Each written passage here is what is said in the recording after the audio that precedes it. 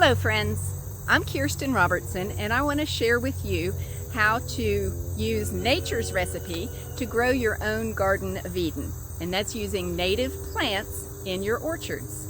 The first fruit I want to talk about today is the pawpaw.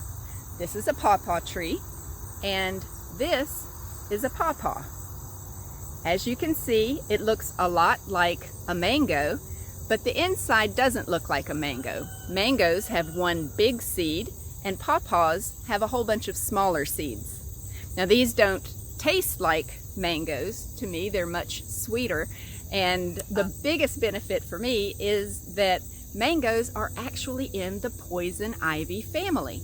And so they have the same oil in their skins and in the sap that makes you break into a rash, and that does affect me. So I can't eat mangoes, but I can eat pawpaws.